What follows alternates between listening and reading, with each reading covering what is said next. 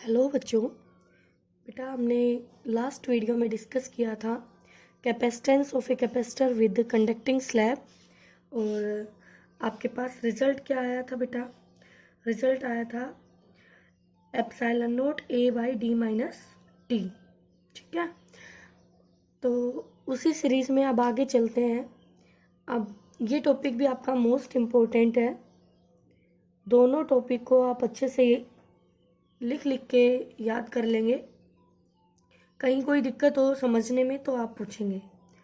इसमें क्या कह रहा है बेटा, हमें डिस्कस करना है कैपेसिटर की कैपेसिटी जब हमने उसमें डाइलेक्ट्रिक स्लैब को इंसर्ट किया है। तो यहाँ थोड़ा सा डिफरेंस है, बस और कुछ नहीं है। जब आपने यहाँ कंडक्टिंग स्लैब डाली थी तो यहाँ ई जीरो हो गया था और इसका potential V equal to E into D. E zero तो V भी इसका जीरो था, ठीक है। और बाकी बचे हुए पार्ट का पोटेंशियल डिस्कस किया गया था।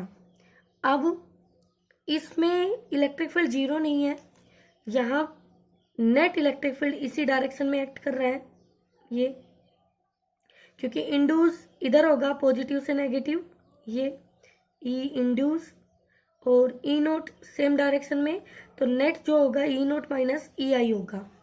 ठीक है, तो बेटा सबसे पहले जब हमने इंसर्ट नहीं की है कोई भी डाइलेक्ट्रिक स्लैब तो वी नोट क्या होगा, पूरे डी, और इलेक्ट्रिक फील्ड ई नोट, तो ई नोट डी, बिल्कुल मैम।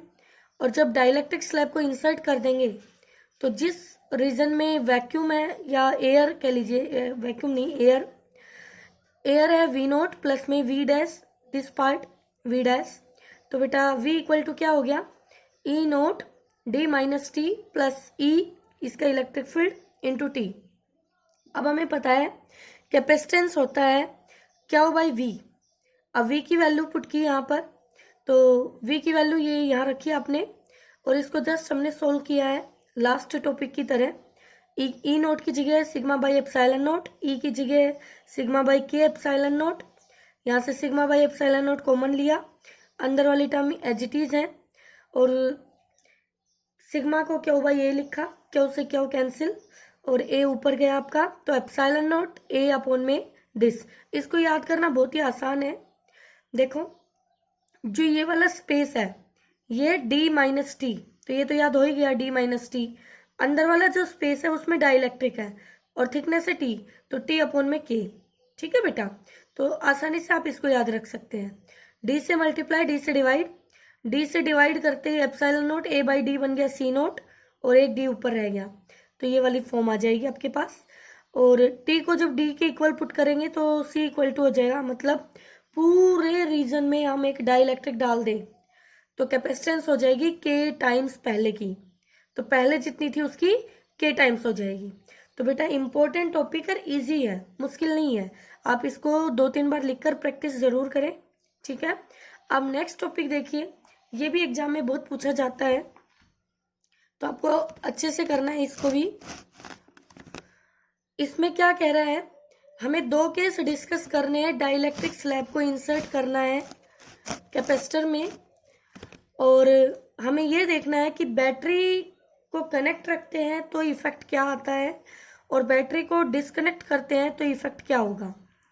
तो बच्चों छोटी सी बात बताना आप मुझे, सॉरी, जब मेरे पास ये कोई सर्किट है, मान लो ये कैपेसिटर ही है और ये बैटरी है, जब इस बैटरी को लगाऊंगी तभी ये क्या होगा, चार्ज होना शुरू करेगा। ये बैटरी का प्लस माइनस इधर से इलेक्ट्रॉन खींचना शुरू करेगा, यहाँ पॉजिटिव आना शुरू होगा और यहाँ इलेक्ट्रॉन जाना शुरू होगा। तो ये काम कौन कर रही है, बैटरी। अगर मैं बैटरी को हटा देती हूँ, बैटरी को रिमूव कर देती हूँ, तो क्या फर्दर और चार्ज आएगा यहाँ पर? नहीं आएगा मैम। इसका मतलब ये होगा जब बैटरी को रिमूव कर देंगे, बैटरी रिमूव हो जाएगी, कट कर देंगे, तो क्यों चार्ज मेरा क्या हो जाएगा, कांस्टेंट हो जाएगा। क्या हो जाएगा बेटा, कांस्टेंट हो जाएगा। अगर बैटरी को कनेक्ट रखते हैं तो क्या होगा, ये बैटरी है V, इसका पोटेंशियल V है और इस पे चार्ज आएगा, तो ये बैटरी V, तो क्या इसको पोटेंशियल डिफरेंस हमने सेम दे रखा है। जब ये कनेक्टेड रहेगा तो V, जब बैटरी कनेक्टेड रहेगी तो इसका पोटेंशियल डिफरेंस सेम रहेगा, यानी कांस्टेंट रहेगा, बट चार्ज चेंज होता रहेगा, वेरिएबल है आपका चार्ज, ठीक है, क्योंकि बैटरी क्या कर रही है, यहाँ से इलेक्ट्रॉन ले रही है, यहाँ इलेक्ट्रॉन भेज रही है। तो ये दोनों केस आपको समझने हैं बेटा। अब ये मालूम होना चाहिए आपको कि बैटरी रिमूव करते हैं तो क्यू कांस्टेंट कैसे था, और बैटरी कनेक्ट रखते हैं तो वी कांस्टेंट कैसे था। ये बात मैंने आपको समझा दी है। अब इसके बाद मुश्किल कुछ भी नहीं है, जो हमने पढ़ा है वही हमने अप्लाई करना है। तो बताइए, पहला है insertion of dielectric slab at constant charge.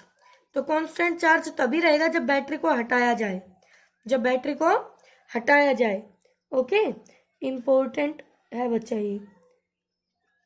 तो बताइए, क्या बैटरी को रिमूव करूंगी तो चार्ज कांस्टेंट? बिल्कुल, ये तो हमने यहाँ भी लिखा है, चार्ज कांस्टेंट। जो भी चार्ज पहले है वही बाद में रहेगा, तो क्या इक्वल टू क्या नॉट रिमेन्स कांस्टेंट। अब सुनिए बेटा, ये कैपेसिटर है, ये कैपेसिटर वी पोटेंशियल पे डिपेंड नहीं करता है, इसकी कैपेसिटेंस। अगर इसकी प्लेट के बीच में कोई डाइलेक्ट्रिक डाल देती हूँ तो कैपेसिटी इसकी के टाइम्स हो जाती है, बिल्कुल हो जाती है। तो इसकी कैपेसिटी पर कोई इफेक्ट नहीं पड़ेगा, बैटरी लगा रखी है कि नहीं लगा रखी है। ओके, तो देखिए, कैपेसिटेंस C इक्वल टू के टाइम्स ऑफ सी नोट, के टाइम्स ऑफ सी नोट। आप तो ये इंक्रीज हो जाएगी के टाइम्स, ठीक है। आगे देखिए, पोटेंशियल, पोटेंशियल आपका क्या है, V। पोटेंशियल होता है क्यू बाई सी, क्योंकि C होता है क्यू बाई V। पोटेंशियल लिखा हमने Q by C. Q constant और C इंक्रीज, तो पोटेंशियल घटेगा के टाइम्स। फॉर्मूले से ही बेटा सिंपल डिस्कस करना आपको, K times decrease. Electric field E equal to V by D, V decrease हुआ है, E सेम रहेगा, तो E नोट बाई के, तो K times decrease. Energy stored half Q V, Q आपका सेम, V आपका घट गया, तो U भी आपका घट गया के टाइम्स, तो एनर्जी स्टोर भी डिक्रीज हो गया। तो बैटरी कनेक्टेड, सॉरी रिमूव में सिर्फ हमारा चार्ज तो कांस्टेंट रहेगा और कैपेसिटी बढ़ रही है, बाकी सारे फैक्टर डिक्रीज कर रहे हैं। ओके, अब देखते हैं बैटरी कनेक्टेड में क्या होता है। तो बैटरी कनेक्टेड में मुझे पता है कि V पोटेंशियल तो मेरा सेम रहेगा, और इलेक्ट्रिक फील्ड सीधा सीधा पोटेंशियल पे डिपेंड करता है। इलेक्ट्रिक फील्ड सीधा सीधा पोटेंशियल पर डिपेंड करता है, तो इलेक्ट्रिक फील्ड भी क्या रहेगा, सेम रहेगा, ठीक है। और C का कोई झगड़ा ही नहीं है, कैपेसिटेंस का, ये बढ़ेगा ही बढ़ेगा, बिल्कुल मैम। अब आ जाती है बात चार्ज की। चार्ज के साथ क्या होगा, चार्ज होता है CV, C बढ़ रहा है, V कांस्टेंट, तो चार्ज भी के टाइम्स कांस्टेंट हो जाएगा बेटा, क्या हो जाएगा, कांस्टेंट, ठीक है। Energy stored half CV square, C आपका बढ़ रहा है और V कांस्टेंट है, तो के टाइम्स इंक्रीज हो जाएगी हमारी एनर्जी स्टोर। बेटा फॉर्मूले से आपको सोचना है बस, और कुछ नहीं करना, ठीक है। तो इस तरह के जो क्वेश्चन आएंगे उनमें ये बहुत बड़ी हेल्प करेंगे आपकी, और ये डायरेक्ट भी पूछे जाते हैं, 2 नंबर में पूछ लेते हैं या 3 नंबर में, दोनों आ जाते हैं, तो इम्पोर्टेंट है बच्चों। अब कहता है, अगर किसी क्वेश्चन में बैटरी से रिलेटेड कुछ नहीं बताया हो तो हम मान लेंगे बैटरी रिमूव है, बैटरी कैसी है, रिमूव्ड है, ठीक है। और दोनों केसेस में कैपेसिटेंस बढ़ेगा ही बढ़ेगा के टाइम्स, तो कैपेसिटेंस के लिए आपको कुछ नहीं सोचना, जैसे डाइलेक्ट्रिक डालते हो आप प्लेटों के बीच में तो कैपेसिटेंस बढ़ा देना। बैटरी रिमूव है तो सारी क्वांटिटी घटेगी, बैटरी कनेक्टेड है तो E को छोड़ के, V तो है ही कांस्टेंट, और E को छोड़ के सभी क्वांटिटीज इंक्रीज करेंगी। ओके बेटा, एक बार फिर से देख लीजिए, बैटरी रिमूव में चार्ज फिक्स रहेगा, बैटरी फर्दर चार्ज को चेंज नहीं कर रही है तो चार्ज सेम है, उसके बाद कैपेसिटी बढ़ रही है, उसके बाद पोटेंशियल, इलेक्ट्रिक फील्ड, एनर्जी, सभी क्वांटिटी डिक्रीज हो रही है।